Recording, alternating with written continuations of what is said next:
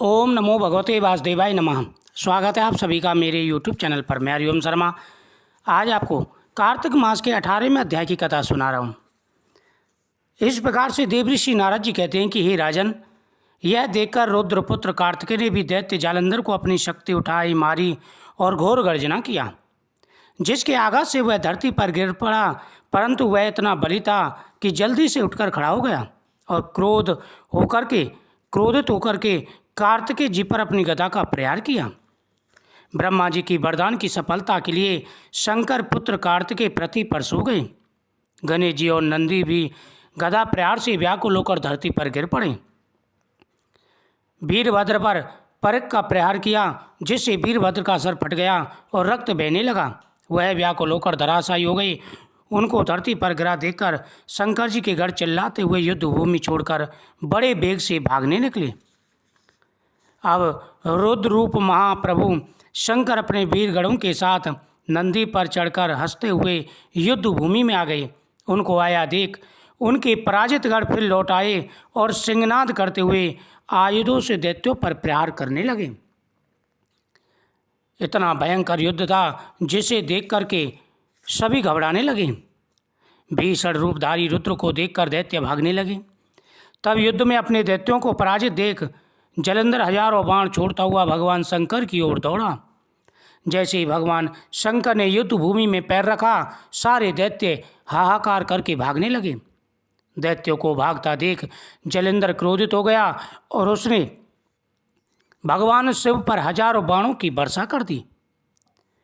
उसके सुम्न आदि वीर भी क्रोध से अपने होठों को काटते हुए भगवान शंकर की ओर दौड़ पड़े। इतने में शंकर जी ने जालंधर के सब बाणों को काटकर अपने गणों को निर्भय कर अपने अन्य बाणों की आदि से दैत्यों को पीड़ित कर दिया। भगवान शंकर ने छोड़े हुए जालंधर के बाणों को तिनकों की तरह काट दिया और फिर अपने बाणों से दैत्यों को मारने लगे। हाहाकार मच गया। खड़क गोरमा नामक दैत्य को अपने फरसे से मार डाला। बलाहक का सिर काट दिया। धसमर की मारा गया। शिवगढ़ किसी ने चंडक नामक दैत्य का सिर काट डाला। किसी को शिवजी के बैल ने मारा। कई उनके बाणों द्वारा मारे गए। यह देखकर जालंधर अपने सुम्न आदि दैत्यों को भी धिक्कारने लगा और भयभीतों को धैर्य देने पर किसी प्रकार भी वह मस्त दैत्य दोबारा युद्ध भूमि में जाने को तैयार न हुए। जालंधर ने अनेकों प्रकार से दैत्यों को समझाया, लेकिन डर के मारे दैत्यों की हिम्मत नहीं हुई कि वह दोबारा भगवान शिव के सामने आ जाएं।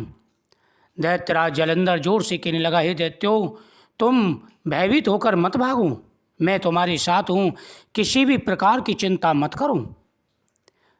लेकिन दैत्यों की हिम्मत नहीं हुई भगवान शिव के सामने आने की। दैत्य सेना ने पलायन करना शुरू कर दिया। तब महाक्रुद्ध जालंधर शिवजी को अपनी ओर ललकारने लगा।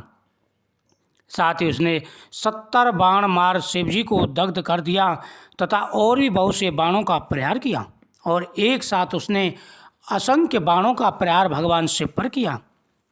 शिवजी उनके बाणों को काटते रहे, यहाँ तक कि उन्होंने जालंधर की ध्वजा क्षेत्र धनुष को भी काट दिया। फिर 7 बाण मारकर उसके शरीर में आघात किया और भगवान शिव ने एक एक करके उसकी ध्वजा, पताका, धनुष सभी को काट डाला। फिर उसकी छाती में बाण मारे। धनुष के कट जाने से जालंधर ने प्रचंड बाण मारकर उनकी गदा के टुकड़े टुकड़े कर दिए। तब उसने समझा कि शिव मुझसे बलवान हैं। अतः उसने गंधर्वी माया उत्पन्न कर दी। जब उसने देखा कि भगवान शिव उससे जीते नहीं जा रहे, भगवान शिव को वह जीत नहीं सकता, तो उसने फिर माया का प्रयोग किया।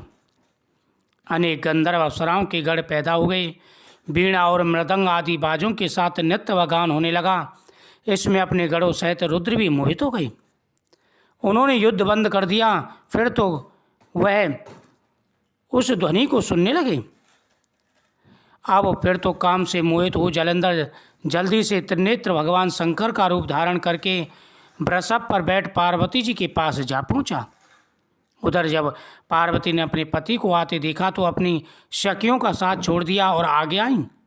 पार्वती को देखकर कामत और जालंधर का पतन हो गया।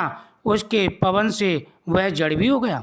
गौरी ने उसे दानव समझकर वह अंतर्ध्यान होकर उत्तर की ओर मानस पर चली गईं। वहाँ पार्वती को देखकर जलंधर फिर शिवजी की ओर लौटा। उधर पार्वती ने भगवान विष्णु को बुलाकर दैत्य का वह कृत्य कहा और प्रश्न किया कि क्या आप इससे अवगत हैं। भगवान विष्णु ने हाथ जोड़कर उत्तर दिया, आपकी कृपा से मुझे सब ज्ञात है। जो आज्ञा हो मैं पालन करूँगा। जगत माता ने विष्णु जी से कहा, उस दैत्य ने जो मार्ग खोला है उसका अनुसरण उचित है। मैं तुम्हें आज्ञा देती हूँ, तुम जाकर उसकी स्त्री का पतिव्रत ब्रह्म। कार्तिक मास का महीना बड़ा ही पवित्र महीना है। कार्तिक मास में भगवान शिव की पूजा और भगवान विष्णु की पूजा करने से सभी कार्य सिद्ध हो जाते हैं। प्रत्येक व्यक्ति को कार्तिक मास में ओम नमो भगवते वासुदेवाय नमः मंत्र का जाप करना चाहिए। ओम नमो भगवते वासुदेवाय नमः मंत्र का जाप करते हुए भगवान से निवेदन करें, आपकी प्रत्येक मनोकामना अवश्य ही पूरी होगी। प्रतिदिन कथाओं का श्रवण जरूर करना चाहिए।